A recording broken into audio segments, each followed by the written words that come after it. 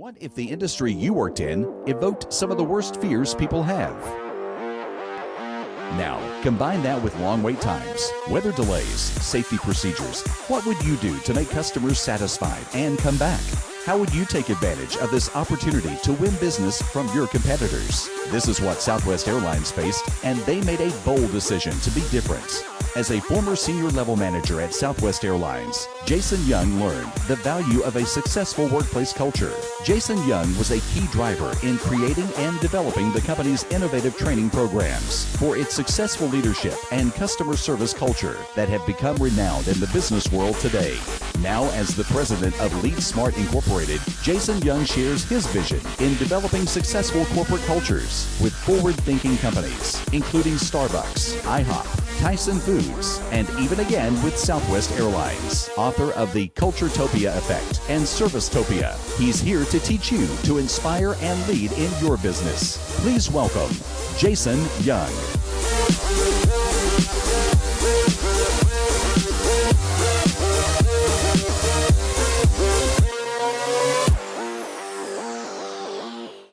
Well, let's jump into this. I'm going to come at you today with Service-topia. If I were to unpack that word for you, from my perspective, Service-topia would look like this. It's a place where there's a high service focus and there's high personal fulfillment as I apply that service focus. Who in the room would like to be remembered as a person who was performing their service at a very high level and they were very fulfilled in their career throughout? Who would like to have that as their legacy? Most of you are going to raise your hand on that. If I were to survey the room, I'd probably get 100% of high performance, high fulfillment, this high service focus. And that's how we want to be remembered. That's how we want to interact with our clients internally and externally.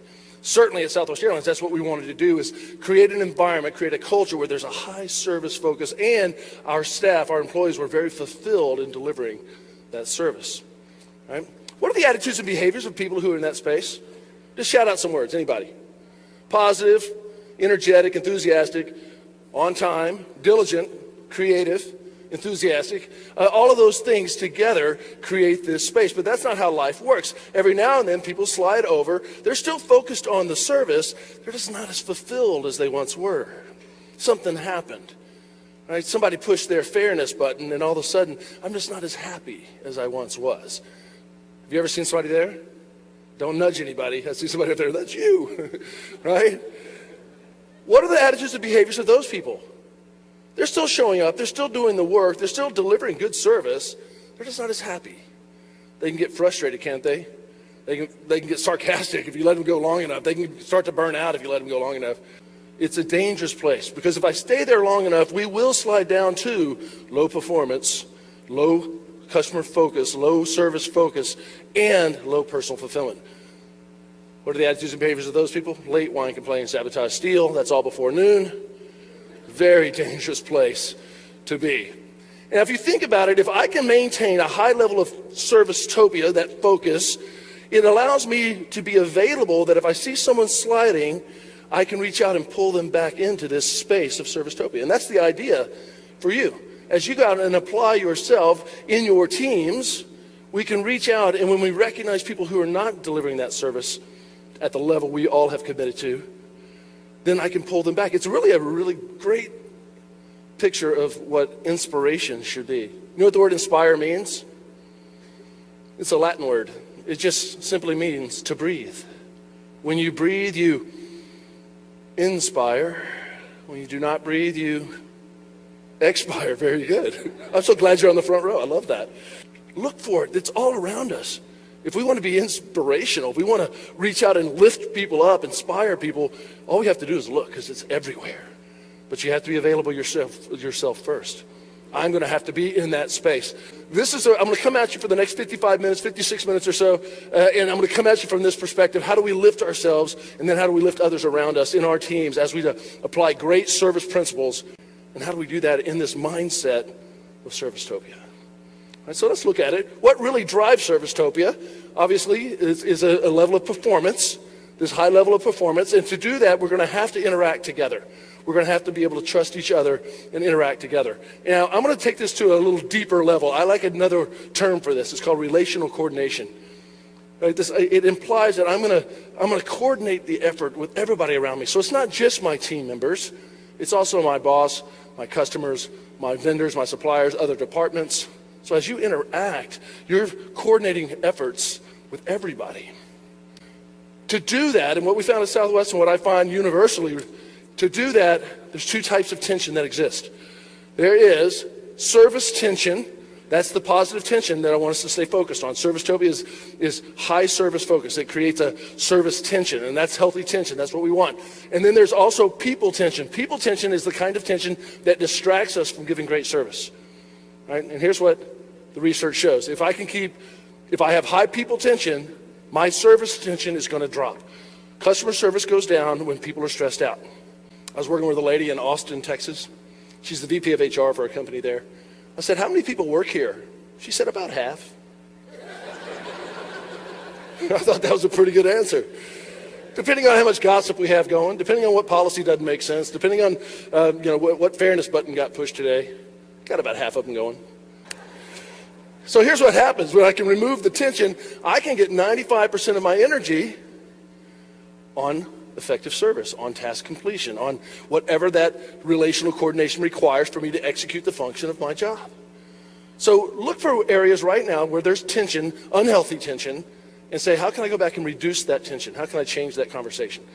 You know that conversation you need to have with your employees sometimes? It sounds like this. I need to apologize to you guys because I haven't held you to a high enough standard. I see some people writing that down. I'm going to apologize.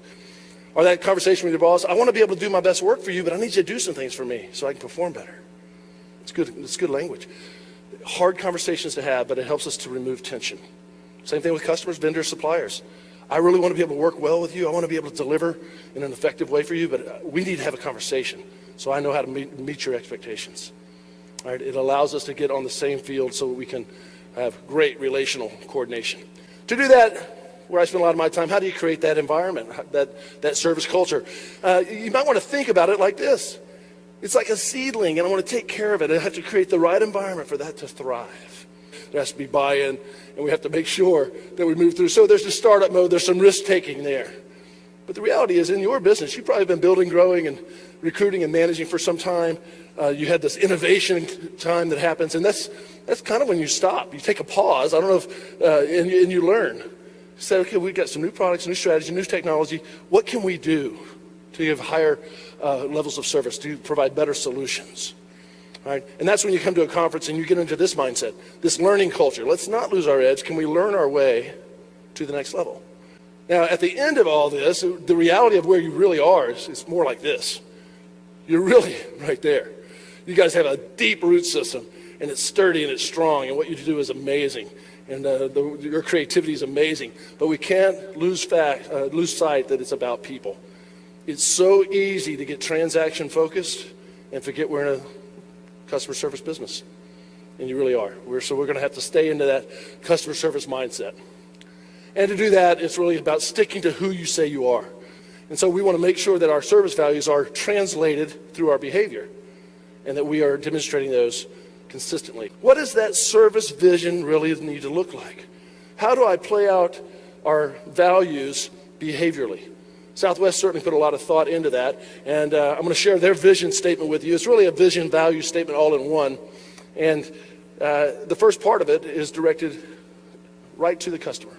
Dedication to the highest quality of customer service, delivered with warmth, friendliness, individual pride, and company spirit.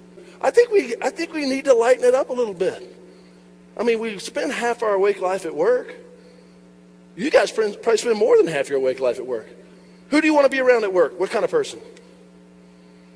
Positive, fun, entertaining, energetic, enthusiastic, diligent, hardworking, right? All the things that you want to be remembered as, that's who you want to be around. Think about, how do I want to walk in? How do I want people to see me? When I engage the customer, how do I want them to see me? This enthusiasm has to be there. You know what entheos is? I like that word too. It's a Greek word, entheos is the root of it. Same where we get theology. Enthusiasm is not a feeling, it's a belief. Do you believe in what you're doing so much that when you enter a room, other people can feel it? Or do you give a level of service that's so good that people don't just experience it, they feel it? Let's loosen it up, let's lighten it up. But above all, let's treat our employees, let's treat each other, let's treat our customers with the same concern, respect, and caring attitude within the organization that we're expected to share externally with every customer. That's a pretty tight statement. I know that you guys share equally tight values for service, and it matters. Otherwise, I wouldn't be here right now. So I respect what you do, but let's go back and renew it. And let's restore it. Let's get it back. So you may be organized in a certain way, but I want you to think about it like this. The level of service you give externally is only going to be as good as the level you give internally. According to Marcus Buckingham, the engagement or the passion of employees, it varies greatly. About 19%, according to his research, actively disengaged, not passionate at all about the business, not passionate at all about their customers. 55%, trading hours for dollars. They go either way. And then about 26%, actively engaged, passionate about their service, passionate about their business. What we want to do is try to move your bell curve that direction. A lot of people think passion comes from just getting more money. If I have opportunities to make more money, I'm going to be more passionate. Here's my version of what I think cash does. I think cash follows these things. If I build more competencies, I become more valuable. And if I have the right attitude, I'm going to be able to deliver better service. And if I'm playing to my strengths, if I'm doing some things that play to who I am as a person, right, and then if I do the habits that predict success, I think cash follows those things. I'm a great counselor. People ask for more money. I say, go do these things first. And they're like, okay. Or maybe they say, I don't feel like it. At least I know. At Southwest, we routinely said, let's hire for attitude, let's train for skill. We want to hire people that like people. I want to continually focus on learning and development. So no matter what you do, leave this conference with a commitment to go back and continually develop yourself, especially towards service ideals. So there's tons of research with the internet. You can find everything right there. Just go back and just spend 15 minutes a day to say, okay, I'm going to learn something new today. I'm going to get a different perspective today on service, and just make that part of your routine. Another part I would encourage you to do is this. Make part of your routine a process for giving frequent recognition and praise. Just pick an hour a day and go out and find people doing things right. And then finally, we've got to look for ways of creating effective support. And I call it supervisor support. Anytime, you might not even be a formal supervisor, but you might be supervising a project. So when I say the word supervisor, I'm not talking about title or position. I'm talking about really the verb of supervisory support for anybody that I'm supporting, no matter what level of the organization. I find it critical that there's a sense of support. I feel that as an employee base. I feel that sense of support. And finally, let's put some pizzazz around it. Let's put a little zip on it, something that just finishes everything off. And to do that, you're going to have to just identify, what are my moments of truth? What are my opportunities to do that? And you'll find, when you start looking for those moments of truth throughout your day, you'll find those opportunities to surprise and to lift other people, to inspire other people, to bless other people in these moments of truth. It's tricky because I know that you guys value this, because you're focused on it. You're investing time and energy to focus on it. So I sense at the core of who you are, there's a value placed in this. And you probably have some really good intentions. Even after some of the things I've said and some of the other things you're going to learn at the conference, you're going to be at the end of this going, wow, I'm going to go back and I'm going to do some stuff. There's some things I want to get done. So some really good intentions. But if I were to come visit you, I would have to evaluate your commitment based on what I see you do. So my perception of your service is going to be how I experience your service. How well is my perception of your behavior, right? Before they couldn't say that, but they can say, there's evidence in his behavior that he values this. If I were to come visit you and I were to evaluate your service, would there be evidence in your behavior? Would there be evidence in your attitude? Right? And if I'm going to put some pizzazz on it for my customers, I've got to understand where they're coming from, and I've got to meet them there.